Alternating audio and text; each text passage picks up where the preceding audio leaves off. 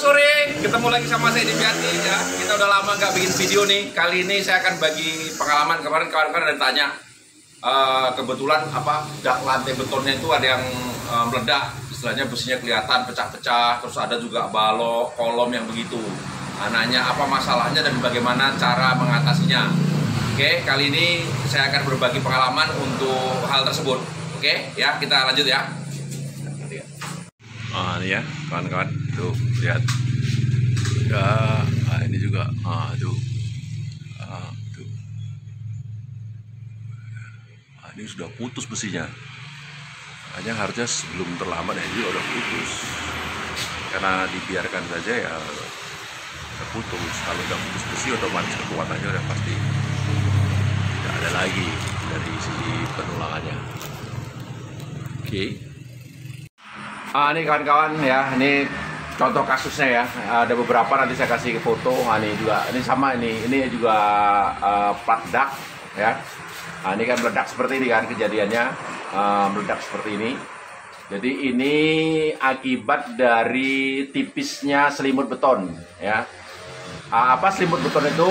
Selimut beton itu adalah jarak antara sisi luar cor-coran beton terhadap besi. Nah, itu namanya selimut beton ya. Itu ada standarisasinya, nanti kita kasih standarisasinya.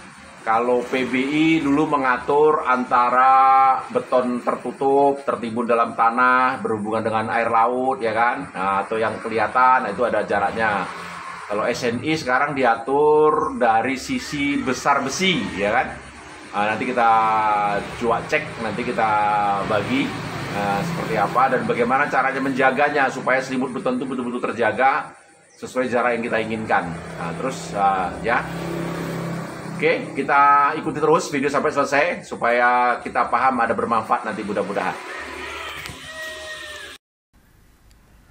Baik, sebelum kita lanjutkan kepada penjelasan, mungkin diulangi kembali ya penjelasan atau pengkataan masalah selimut beton. Selimut beton adalah jarak antara besi, ini ya, besi tulangan atau besi begel, paling luar besi begel terhadap sisi paling luar beton. Nah, ini dia. Ini adalah selimut beton. Jadi tebalnya ini sebenarnya ada standarisasinya ya, diatur. Kalau dulu dengan PBI, dari perbarui dengan SNI. Nah, ketebalan ini ada terkait dengan di mana beton ditempatkan dan berapa diameter besi yang digunakan. Kalau di dalam PBI dulu hanya mengatur di mana beton itu ditempatkan gitu kan. Tapi kalau SNI sudah diperbarui, yaitu dengan ada kaitannya dengan diameter besi yang digunakan. Itu selimut beton ya, saudara, untuk paham selimut beton. Terus ini aturannya dalam SNI ini kan. Nah, apabila beton itu dicor dan secara permanen kontak dengan tanah ya kan. Nah, ini. Jadi betonnya kontak dengan tanah, dicor, komponennya semua struktur nih, mau pondasi, mau apapun ya kan. Tulangan untuk semua tulangan. Itu ketebalan selimut betonnya adalah 75 mili atau 7,5 cm ya. Terpapar cuaca atau kontak dengan tanah ya kan, semua. Ini ada batang diameter 19 hingga diameter 57 mili, jaraknya 50 mili ya, tebal selimut betonnya ya. Sementara batang yang diameter 16 ya kan, kawat 13 ini berarti kawat diameter 13 ini, kawat ini pengertiannya begel ya, atau yang lebih kecil, nah itu 40 mili, tidak terpapar cuaca atau kontak dengan tanah ya kan, tidak kontak dengan tanah, ini pengertiannya ya. Plat beton ya kan, berusuk dan dinding ya kan. Kalau dinding ini biasanya dinding yang tidak kontak dengan tanah ya. Nah, itu batangnya kalau diameternya 43 sampai 40 mili. Kalau batangnya lebih kecil dari diameter 36 mili, cukup 2 cm atau 20 mili. Nah, ini juga untuk apa nih? Balok kolom ya, pedestal dan sebagainya kan, biasanya ini. Memang kalau balok kan jarang ya berhubungan dengan tanah, pedestal ini kadang-kadang masih ada berhubungan dengan tanah, gitu. Makanya dia agak dibesarkan. Oke. Nah, sementara kalau PBI dulu mengaturnya hanya seperti ini ya, tidak ada hubungannya dengan besar diameter. Nah, kenapa direvisi? Mungkin ada hasil penyelidikan atau penelitian di lapangan bahwa sebenarnya tadi kita sesuai sudah kita bahas sebelumnya ya, bahwa itu diterang di awal bahwa terjadi pecahnya beton meledak sehingga tulangan kelihatan itu adalah desakan dari pembesaran tulangan. Nah, makanya tulangan besi itu kalau awalnya mungkin sudah mulai ada benih karatnya ya. Benih karatnya sebelum dicor tuh mungkin udah ada percak-percak bekarat, sehingga ketika pun dicor dalam udah ada benih karat, makanya berkaratnya besi itu di dalam beton berlangsung. Sementara kalau besi itu berkarat, dia diameternya membesar ya, diameternya membesar. Nah, semakin besar diameternya, maka akan semakin bertambah besar juga besinya, sehingga akan mengeluarkan tenaga yang lebih besar juga. Itu makanya kenapa diameter besinya lebih besar, selimut betonnya harus lebih tebal juga gitu, supaya dia tahan menahan gaya yang diakibatkan pembesaran tulangan. Oke, terus mungkin timbul pertanyaan, kenapa tidak dibuat tebal saja kalau begitu selimut betonnya? Nah, gini kawan-kawan ya, apabila selimut betonnya terlalu tebal, kita ada kerugian di momen inersia namanya ya. Nah, itu biasanya yang bahas itu insinyur-insinyur lah. Kalau kita kan tukang insinyur nih, ya, tukang insinyur yang bahasnya yang ringan-ringan aja lah ya. Yang ringan-ringan aja untuk pengetahuan dasar saja, istilahnya awam, supaya kita tidak terlalu awam gitu istilahnya ya.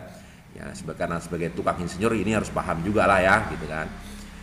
Jadi ini misalkan gini balok nih, ya, kita hanya kita anggap 50 cm. Nah, selimut beton itu tadi adalah antara jarak antara sisi luar bawah sama besi ya, besi tulangan. Nah, kalau insinyur ya ngajinya sampai detail ya. Ini ya, gini nih contoh. Nah, ini sehingga perhitungan tinggi balok yang diperhitungkan dalam hitungan struktur adalah ini DS1 ya. DS1 ini H, ini DS1 itu adalah tebal selimut beton ya. H dikurang tebal selimut beton ditambah lagi atau dikurangi lagi dengan diameter cengkang, dikurangi lagi dengan setengah diameter besi tulangan pokoknya. Nah, ini DS1. Nah, sementara kekuatan inersia dari balok ini adalah kalau boleh kita katakan DS-nya kan, berarti kata DS-nya itu ada DS1 atau B lebarnya ini B kali DS1 kuadrat ya kan. Nah, sehingga sangat berarti sekali ini 1 cm ini. Perbedaan 1 cm tinggi balok akan berpengaruh sekali terhadap momen inersia ya kan, akan berpengaruh terhadap kekuatan daya dukung baloknya, sehingga makanya kalau selimut betonnya terlalu tebal juga jadi boros gitu kan. Tapi sementara di sisi lain, kalau selimut betonnya terlalu tipis, bahayanya adalah meledak, sehingga ketika meledak besinya kelihatan berkarat dan akhirnya putus besi. Nah, ini otomatis sudah gagal secara struktur, sudah gagal dan itu tidak layak digunakan. Nah, kawan-kawan kemarin mungkin di FB ada yang menjawab bahwa campurannya kurang bagus segala macam gitu kan. Nah, nanti kita coba lanjuti. Nah, bagaimana cara menjaga jarak selimut beton agar betul-betul pas ya, sesuai dengan yang kita harapkan. Nah, ini dengan dipasangnya beton decking ini kan ya. Penggajal dari beton, bahannya harus diikat ini supaya waktu proses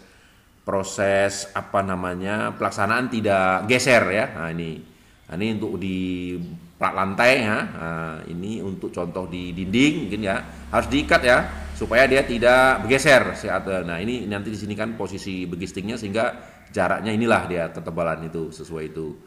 Nah, ini contoh yang di kolom ya. Ini fotonya kurang bagus ya. Ini di kolom. Ini di kolom. Sementara beton itu sebenarnya struktur beton itu diharapkan dengan umurnya panjang ya, kekuatannya. Nah, akibat tadi itu kelalaian itu, akibatnya nih ya meledak seperti ini.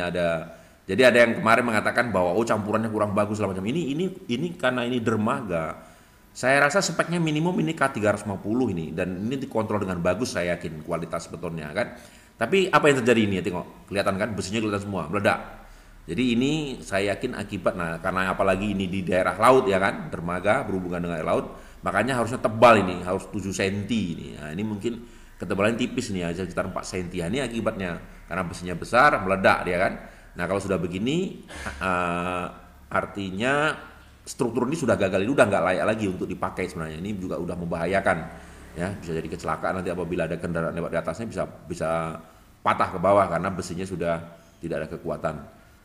Demikian, mudah-mudahan video ini bermanfaat ya untuk sekedar pengetahuan kita bersama. Terima kasih.